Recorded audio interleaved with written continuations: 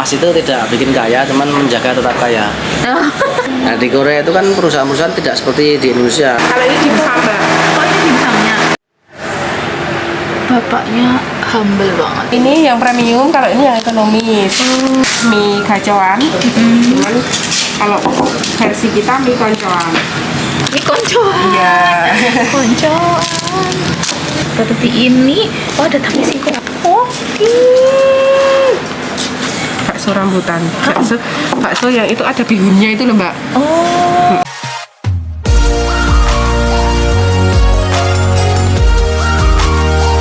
Ngobrol, ngalih ngamati. Nggih. Kenapa kegiatannya dalam sampai jam 12 sampai hampir jam 12 karena nek jenengan sampai ke jam 12 juga nanti akan jenengan menyaksikan kegiatan kita. Jadi kita itu kan tiap sholat jamaah itu sholat itu kan berjamaah. Jadi jenengan bisa menyaksikan kegiatannya di sini. Usahanya karyawannya diwajibkan sholat jamaah. Terus jam istirahatnya itu jam belnya itu bukan dari jam tapi dari suara adzan. Begitu adzan berkumandang langsung semua mati. Saya banget. Berwudu, baik zuhur, asar maupun maghrib. Saya sangat lupa. Nah ini salah satu fotonya itu kan pas habis sholat itu. Oh nih Bu. Iya, Habis sholat. pada pakai sarung itu. Oh niki nggih. Iya. Karyawannya kata sangat ya Pak. Tinggal nggih niku. Sekitar 25 sampai sekitar 25 sama yang di soto itu. Ada soto. Oh. Oh 25. Konten sif-sifan mboten Pak nomor iki? Mboten. Oh pagi dugi. Pagi dari jam subuh sampai subuh? selesai ya. Oh. Subuh itu kita mie. Kita ada ngolah mie subuh. Oh, habis subuh langsung? Nggih. Oh. Subuh itu ada bikin mie mateng terus di packing kardus itu terus titipan di kantin-kantin. Oh. Apa itu mie sama dimsum ayam. Berarti saya kira itu cuma frozen food yang kayak lumpia apa kulit ini lumpia. macam-macam ini. Oh, ternyata macam-macam ya Pak. Ya, Ada mie, ada mie mentah, mie mentah, mie matang. terus jadi kita itu ada 3 divisi. Oh, 3 divisi. Divisi pertama itu divisi tepung. Oh. Tepung itu produknya kulit lumpia, kulit pangsit, kulit dimsum, mie. Mie. Telur mentah. Telur. Nggih, niki divisi tepung. Tepung, terus ada divisi daging. Oh, daging wonten. Ya, divisi daging itu nanti rolade, gelantin, Nggih, dimsum rolade. ayam, bakso, otak-otak bandeng. Oh, otak-otak Bandung wonten. Iya, ada otak-otak bandeng. Terus ada divisi retail itu yang menjual produk kita, maksudnya menjual produk olahan yang sudah jadi, end user. Nah itu kita ada dimsum ayamnya itu dijual titip-titipan ke kantin-kantin. Ayam mie telur dibikin kayak mie gacoan, dimateng terus dititipkan ke warung-warung. Terus apa namanya bikin soto ayam. Soto ayam buka warung soto ayam. Nah dari kesemuanya itu pada dasarnya itu untuk menjalankan misi kita. Misi kita itu adalah bermanfaat buat orang lain. Jadi karyawan kita ini rata-rata adalah anak-anak putus sekolah, anak-anak broken home, lingkungan sekitar sini. Ya, maupun anak-anak yang dulunya agak bandel gitu. Bandel ada juga. Nah, mereka sudah mulai sadar tentang masa depan, tapi sudah mungkin mau kesana kemari sudah terlambat mungkin karena nggak meneruskan sekolah. Nah, akhirnya mereka larinya ke sini. Nah, di sini kita bimbing. Bang Bapak ngobrol dulu sama Bapak. Biasanya habis sholat zuhur itu nanti ada kultum. Oh, kali Bapak. Nggih. Bapak imam. Iya, saya sendiri. Betul. Masya Allah Pak. Nah, terus kita selain itu juga ada kerjasama itu. Monggo Mbak. Monggo. Iya, makasih. Monggo. Mbak. Beli langsung ke sini. Iya. Misalnya kalau misalnya saya nih orang luar nih, Iya. beli langsung boleh. boleh tapi harganya ya harga Oke, harga ecer. ecer. Oh. Kemitraannya itu kita bermitra dengan dinas sosial. Dinas sosial itu mereka dinas sosial itu di balai rehabilitasi perlindungan wanita. BPRSW. Balai perlindungan rehabilitasi sosial wanita. Tapi enten wanita nih, napa Ya, Pak, itu kalau yang itu itu wanita semua. Wanita semua. Nah, itu mereka namanya rehabilitasi. Itu mereka adalah macam-macam latar belakangnya. Ada yang korban kekerasan seksual, ada yang karena dibuang, ada yang anak jalanan, garuan. Memiliki kerja di sini juga. Sebagian mereka dititipkan di sini. Sebagian mereka dititipkan di sini dan kita bina. Di sini ada empat binaan dari BPRSW yang di sini. Bapak bisa kerja sama-sama dinas sosial, berarti Bapak menawarkan atau Mereka yang datang ke sini. Oh, ke sini. Ya, awalnya mereka datang ke sini terus kita ya sesuai dengan misi kita. Sesuai dengan misi kita ya, oke kita terima apapun keadaannya ya kita terima. Kalau memang bisa diajak untuk bekerja, untuk cari nafkah, bisa nalarnya nyampe, orangnya jujur, ya pasti kita terima. Seperti itu. Nanti kita observasi. Observasi sama sebulan 2 bulan, seperti apa, sampai 3 bulan bagus. Nah, terus dari karyawan-karyawan kita yang memang berasal dari menengah ke bawah ini yang kekurangan broken home dan seterusnya tadi, anak-anak muda sekitar kita ajak untuk berpikir tentang masa depan mereka. Maksudnya agar mereka itu bisa membayangkan nanti tua itu nanti akan seperti apa dan bagaimana masa tua mereka, bisa nggak menghidupi nanti ketika tua itu. Bayangkan ketika mungkin anak-anaknya sudah pada pergi, terus dia sendirian nggak punya apa-apa. Nah, kita berusaha untuk membantu mereka dengan memberikan kesejahteraan dari mereka bekerja di sini. Nah, bentuknya selain gaji itu juga nanti di situ ada diusahakan UMR. Mereka yang sudah qualified kerjanya, jadi tidak berdasarkan lama kerja tapi kualifikasinya, dia qualified enggak. Kalau qualified bekerja ya nanti bisa UMR. Tapi kalau nggak qualified ya di bawah UMR. Jadi tidak asal kerja kemudian dikasih gaji UMR, tidak. Kita melihat bagaimana kerja. Terus kemudian tunjangan itu nanti ada tunjangan keterampilan, tunjangan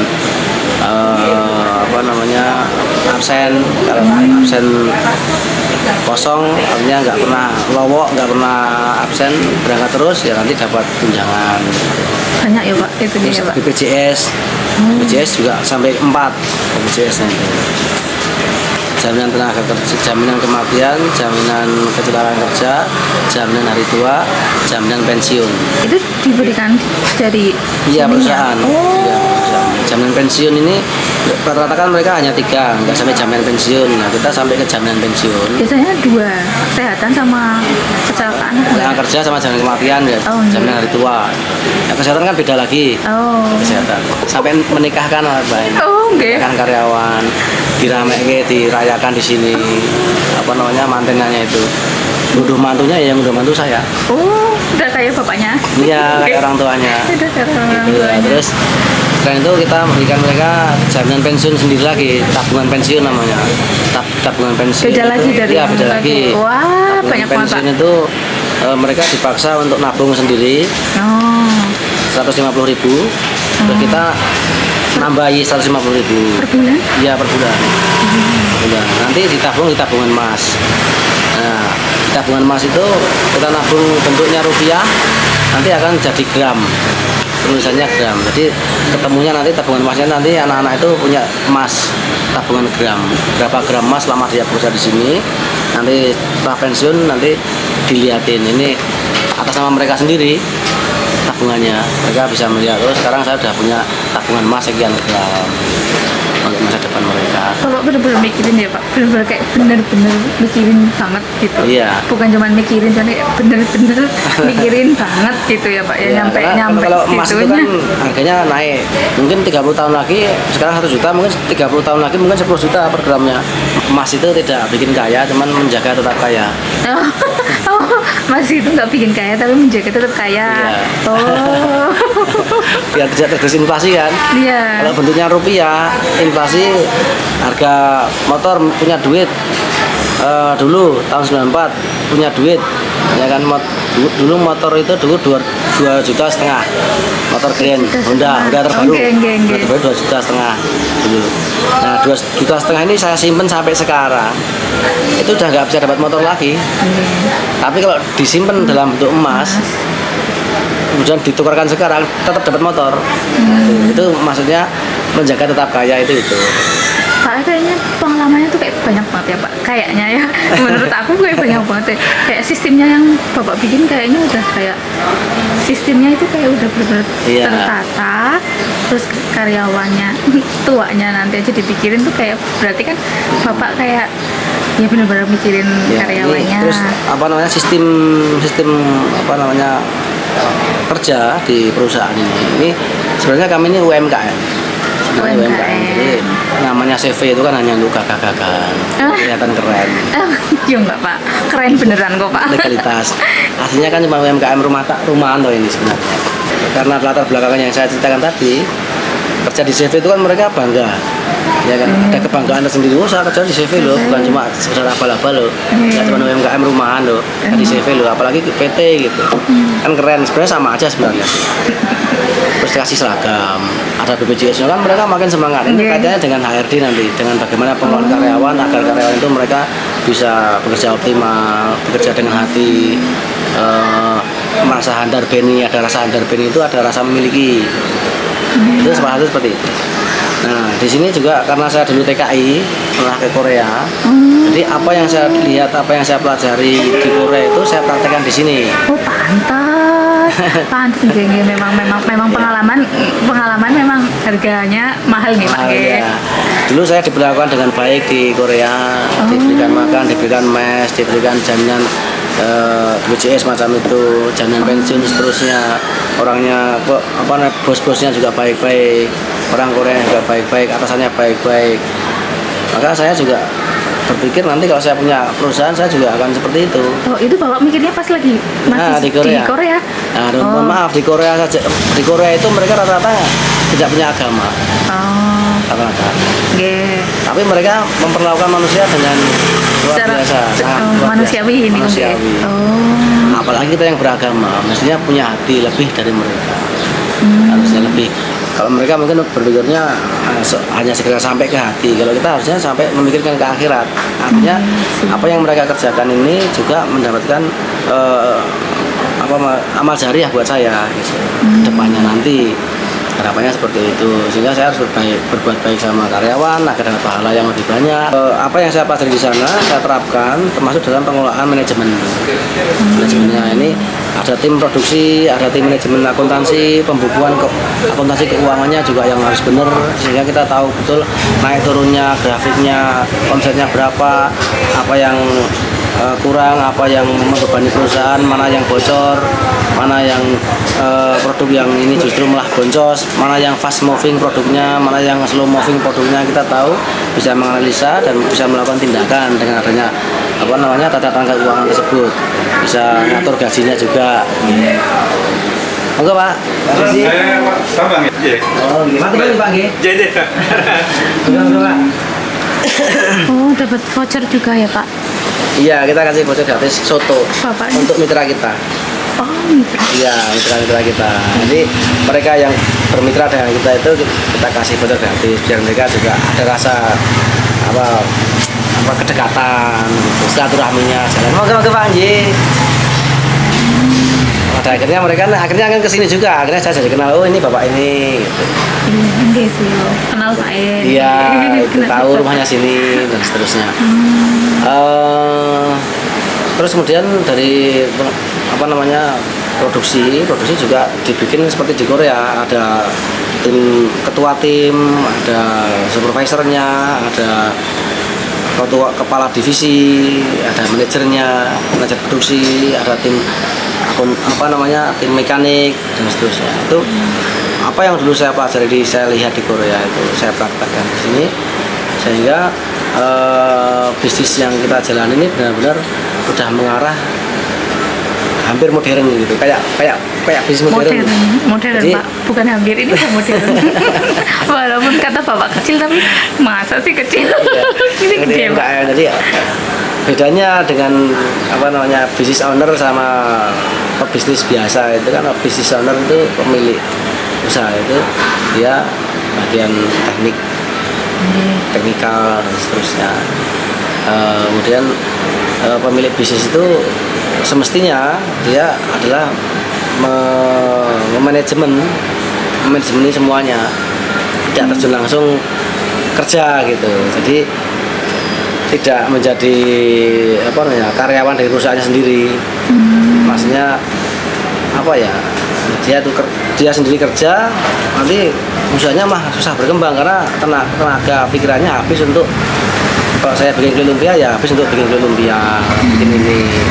Saya nggak punya kesempatan untuk silaturahmi, tidak punya kesempatan untuk belajar, tidak punya kesempatan untuk berpikir lebih lanjut seperti itu. Jadi ada pendelegasian tugas.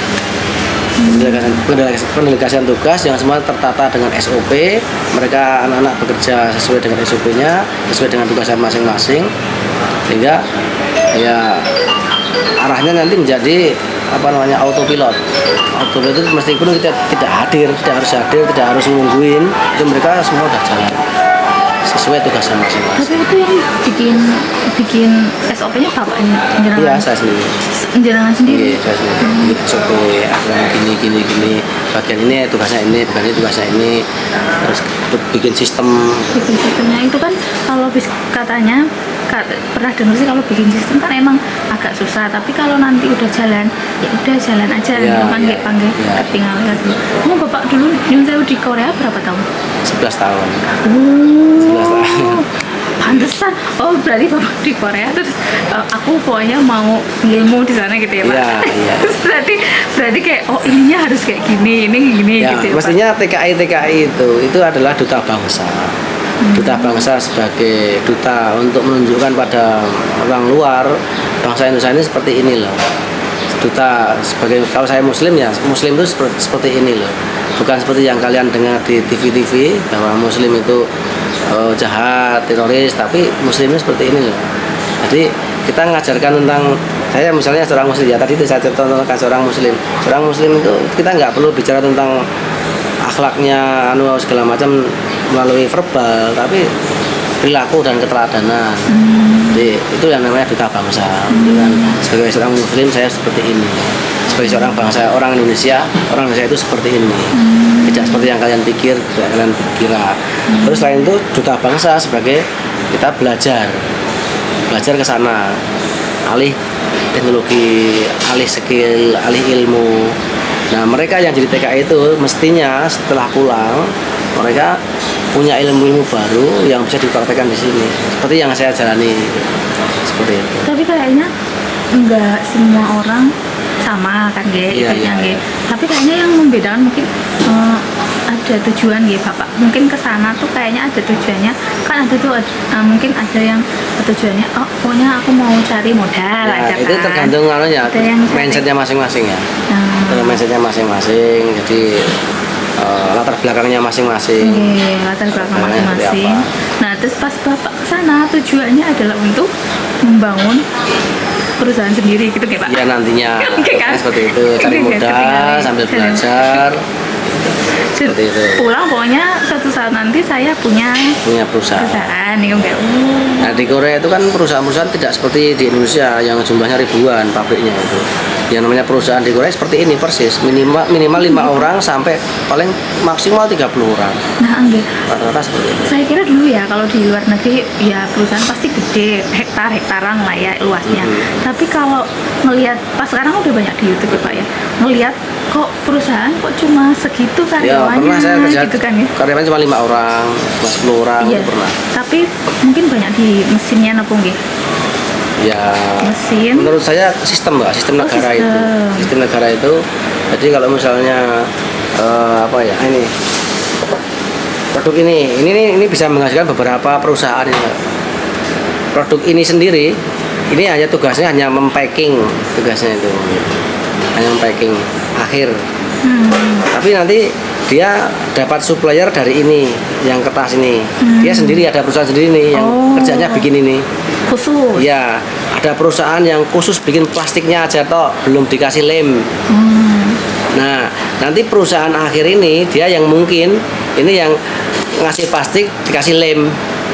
Terus dibikin seperti ini. Terus digabungkan, dipotong, packing, jual. Artinya hanya seperti ini bisa menghasilkan minimal 3 pabrik ini. 3 pabrik. Iya, 3 pabrik kecil-kecil. Kecil-kecil, Iya. tapi orangnya kerja semua intinya ya, Pak ya. Kalau Indonesia kan ini semua dimakan semua satu pabrik. Iya. Yang bikin ini sendiri, anu dibikin sendiri, ini plastiknya sendiri, ini semua dimakan sendiri. Perusahaan-perusahaan masih sedikit. Kalau di Korea seperti itu. Sekarang ya hanya ini aja. Coba bayangkan mobil sama motor. Itu yang bikin bautnya sendiri, yang bikin dari spion aja, yang bikin kacanya sendiri, yang bikin ininya sendiri, macam-macam. Itu bisa menggunakan beberapa pabrik. Orang Korea itu maksimal 30 orang aja cukup. Cukup. Kalau misalnya nanti Allah menganugerahkan untuk lebih besar lagi, ya alhamdulillah kita jalani. Tapi saya tidak terlalu berekspektasi punya karyawannya banyak dan ini itu. Ini jalani aja dulu sesuai dengan kemampuan kita, modal kita. Kita tidak memaksakan diri untuk utang-utang di bank, untuk cari investor dan seterusnya. Ya, apa yang dari keuntungan kita dikumpulkan untuk nanti beli apa namanya alat-alat, untuk beli mesin, untuk modal, nah, terus berlanjutan seperti itu. Tapi Bapak kayak udah bilang nggak terlalu itu buat diri sendiri, tapi karyawannya yang banyak banget. Ini ada itunya juga ya Pak. Ini dan itu ya Pak. Dan selalu itu dapat piala ya Pak. Oh itu piala piala juara lomba azan. Oh kirain lomba ini apa? Anak saya itu Oh. harus itu. Oh. Iya. Kalau Sama ini anak-anak PKL itu magang-magang itu kadang-kadang ngasih itu. Tugasari juga pernah ngasih hadiah. PKL di Tugasari. sini. Oh ini Saya minta tolong didampingi untuk bikin videonya dalamnya ini. Produksinya seperti apa, bagian-bagiannya. Assalamualaikum. Ini berarti Ini proses pembuatan kulit rolade. lagunya.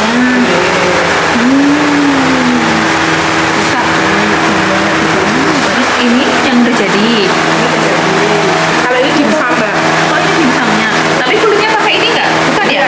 Beda ya. Ini rolade sama galantik bedanya apa? Kalau Sama sih, cuman ini kan apa? Kalau ini ada kulitnya. ada kulitnya. Kan prosesnya langsung seperti ini, Mbak. Tapi langsung ke ini adanya ini. Oh, yang saya udah. Oke. Ini galantiknya saya nggak mas.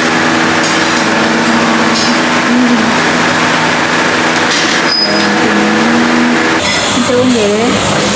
Oh, packing nggih. Oh. Packing. Karyawan di sini kayaknya subur-subur ya, kayak aku gitu. Subur-subur ya ketinggalan deh. Coba. Oh, packingnya di sini. Semuanya. Anu semua produk atau Sama ada sebagian ada yang di depan juga. Oh, nggih nggih nggih. Oh, ini kulitnya ya, Assalamualaikum. Ini Mas. Ya, ini. Kalau ini ramah.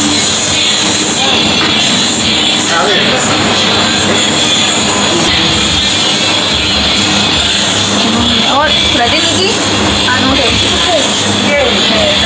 Tepung.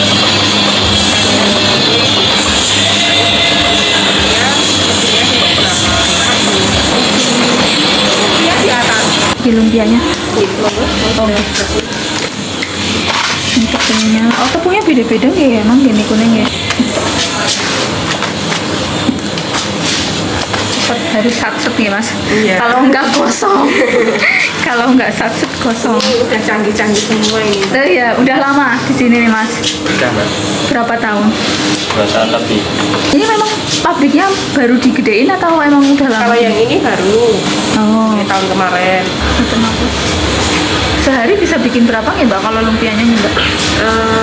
Rata-rata 400. 400 Iya, 400 nih.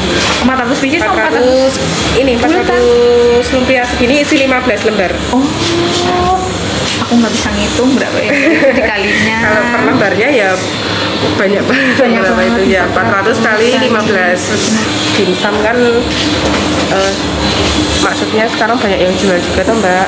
Oh di itu Untuk di dimsum ayam itu Oh, kulitnya. ngambilnya di sini. Iya. Oh, jual sendiri. Iya. Untuk produksi yang dimsum ayam kita juga bikin. Bikin. Iya, di bawah tadi. Iya. Bisa nyampe berapa ya Mbak? Nggak ngitungnya pasti. Yang kan dimsumnya kita ada 3 macam Mbak.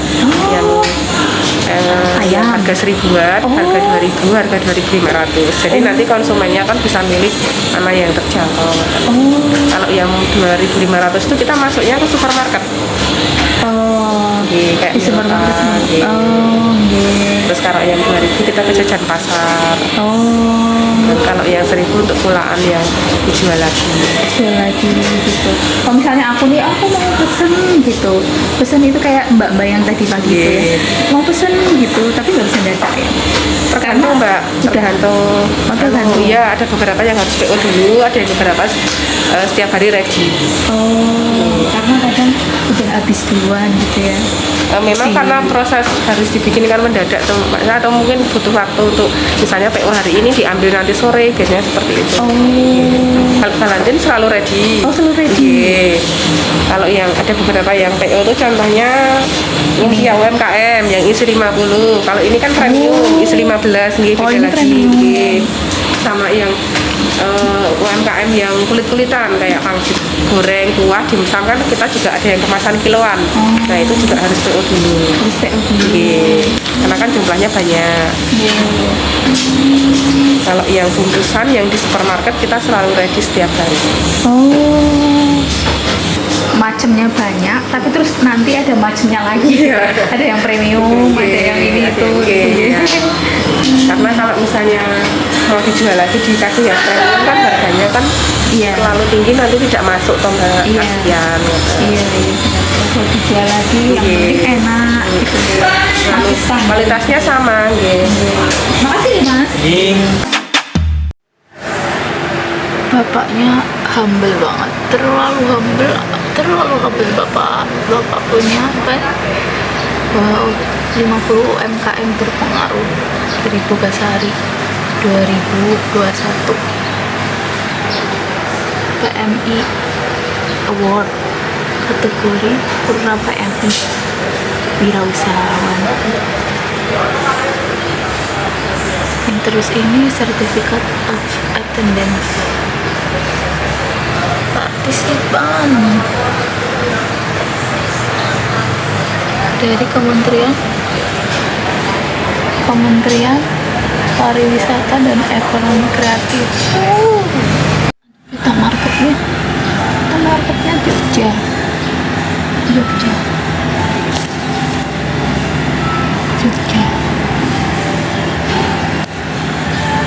Jateng, Jakarta, Jawa Barat, distributor. Bapaknya punya whiteboard. Wow, total omset. Wow. SOP, struktur organisasi, jadwal